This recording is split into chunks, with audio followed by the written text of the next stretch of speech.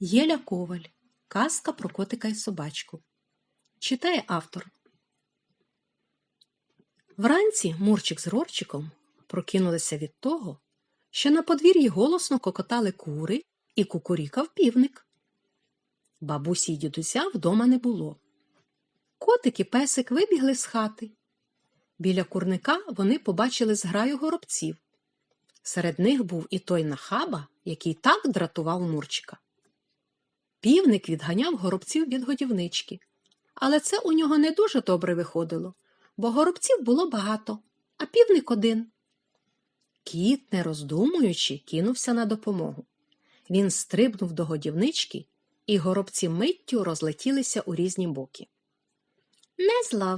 Не зловив, зацвірінькав зухвалий горобець. Він стрибав на Терезиній лавці і насміхався.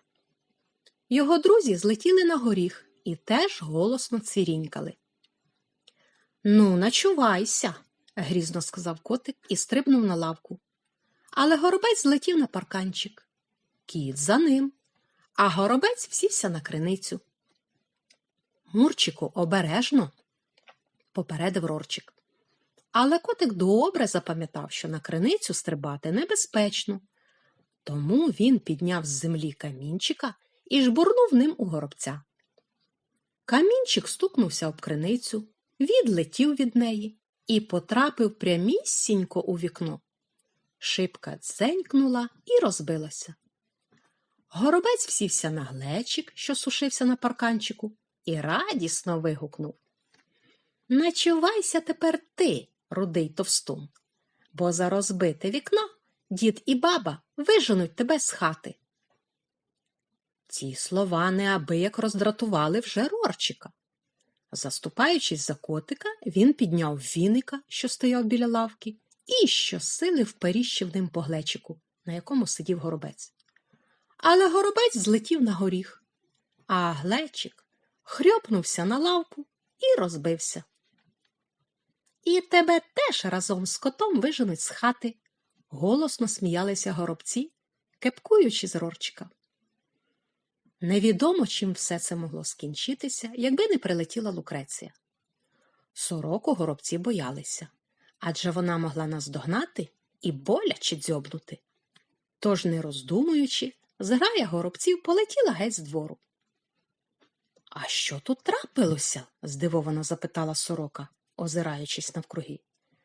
Вона побачила перекинуту годівничку, розбитого глечика і шибку. Мурчик з Рорчиком не встигли навіть слова сказати, бо в цей час з вулиці у двір зайшла бабуся. За нею, радісно підстрибуючи, Тереска. Бабуся ходила до крамниці купувати нове дзеркало, тому коза була така весела. За Терескою зайшов дідусь. Він привіз з поля повний возик сухого сіна.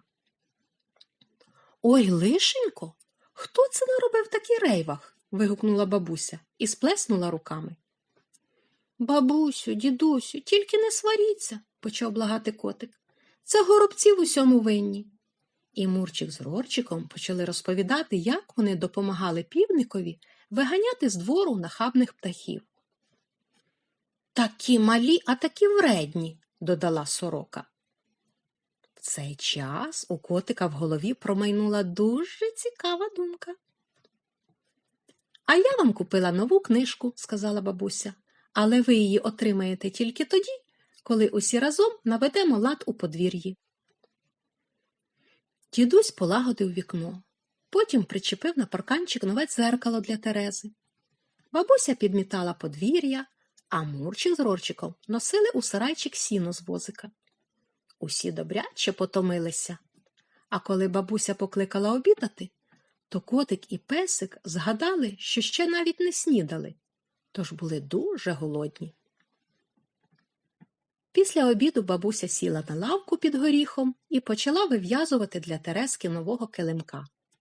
А Мурчик з Рорчиком примостилися поруч з новою книжкою. На першій сторінці була намальована чудернацька тварина. Вона була дуже довга і мала зелений колір. «Бабусю, це хто?» – запитав песик. Це крокодил, відповіла бабуся. А де він живе? Запитав котик. У річці, відповіла бабуся. Крокодил що, риба? Знову запитав кіт. Мурчику, бабуся сказала крокодил, виправив котика собачка. Ні, крокодил не риба, засміялася бабуся. У нього є лапи, і він може навіть виходити з річки на берег. А ще крокодил відкладає яйця, і з них вилуплюються маленькі крокодильчики. Виходить, кордокрил – це птах? Впевнено сказав котик. Тільки пташки з'являються з яєць. Мурчику, правильно казати крокодил, знову виправив котика пес. Крокодил не птах, він не вміє літати. І бабуся почала розповідати усе, що знала про крокодилів. А котик і собачка, затамувавши подих, уважно її слухали. Коли бабуся закінчила свою розповідь, Мурчик сказав: «Бабусю, я до річки більше не піду. Я боюся цього крокодила. Він страшніший за вовка, бо має більші зуби». Мурчику, ти нарешті запам'ятаєш? Крокодил. Не стримався вже Рорчик. Крокордил. Коркодрил. Тьху, язика можна зламати, роздратовано відповів котик. Чому його не назвали просто Кро? Так, як нас із тобою, кіт і пес. Усі дружно засміялися. До речі, Мурчику, крокодили в нашій річці не живуть, бо зимою вони померзнуть, додала бабуся. Невдовзі вона дов'язала килимка і застелила ним Терезину лавку. Тож коза недовго сумувала. Вона тепер мала і нове дзеркало, і новий килимок. Так і день минув. А коли повечеряли і полягали спати, котик, як завжди, зашепотів песикові на вушко. Чуєш, Рорчику, я щось придумав. Давай того нахабного горобця зловимо, замотаємо у хустку і зав'яжемо її вузликом. А потім попросимо Лукрецію, нехай занесе його далеко-далеко до іншого лісу і там відпустить.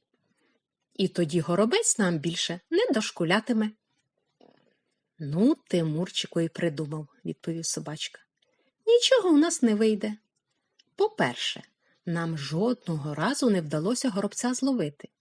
А по-друге, куди б його не занесли, він повернеться назад. Спи, на добраніч тобі. Твоя правда, Рорчику, я про це й не подумав. Добраніч і тобі. І одразу обидва міцно заснули. Мурчикові наснилося, що високо у небі літає великий крокодил. Він переловив усіх горобців і зник далеко за обрієм. Напевне, полетів у Африку. З Африки горобці не повернуться.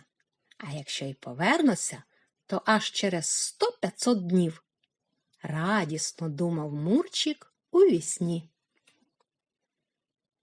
Малятка, якщо вам сподобалась моя казочка, ставте лайк, тисніть на дзвіночок і підписуйтесь на мій канал. Усі пригоди Мурчика і Рорчика, а також інші казочки, слухайте на моєму каналі.